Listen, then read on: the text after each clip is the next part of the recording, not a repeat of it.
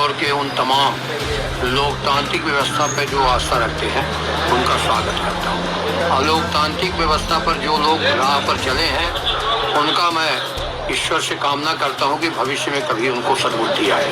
आज सिरमौर 68 में मैं पार्टी से प्रत्याशी था, ये बात सही है, जग जाहिर है। जिस तरह से इस चुनाव में सिरमौर में कलंक लगा, सिरमौर में दाग लगा। पहले दाग लगता था कि ये नहीं जीता, वो नहीं जीता, अब दाग ये लग गया कि पैसे के कारण ऐसा लगता है कि धन बल ऐसा ना हावी हो गया।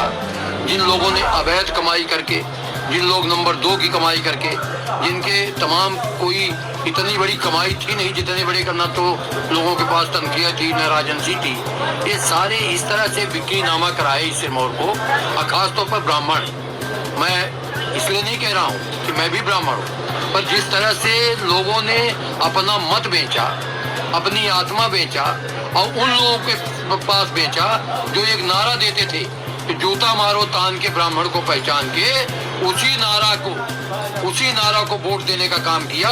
ये बड़ा दुर्भाग्यपूर्ण है भविष्य के लिए। मैं तो कहना चाहता हूँ कि अब तो चुनाव हो ही नहीं रहे।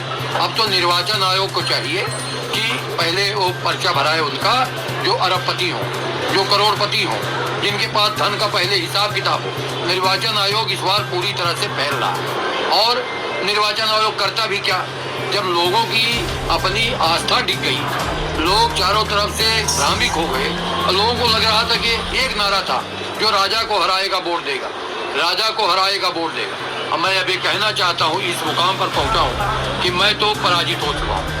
लोगों ने जो भी वोट दिया हो उनका बहुत स्वागत है, बहुत अभिनंदन है, पर इस हवा में क्योंकि मेरा ईमानदारी का वोट है, मेरा संघर्ष का वोट है, मेरा मुद्दों का वोट है, जिन लोगों ने समझा हो, जितने लोग भी समझा हो, वो तो हमारे साथ रहे हैं, मैं उनका अभिनंदन करता हूँ। पर जो लोग राजा रानी हराओ या पैसा कमाओ या पैसा में, सिरमौर में भी ऐसी जगह है, कुछ चिन्हित लोग हैं जिन्होंने पैसा को बारीता देकर समाज को इस तरह से नष्ट किया कि अब वो बोलने लायक लोग नहीं बचे।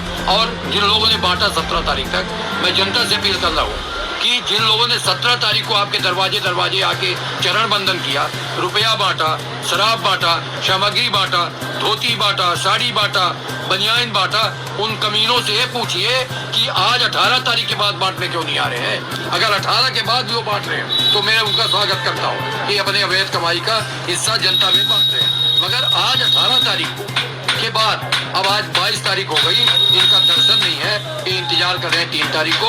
और जो जैसा इंतजार कर रहा है, कहीं न कहीं प्रकृति उनके मुंह पर तमाचा मारेगी।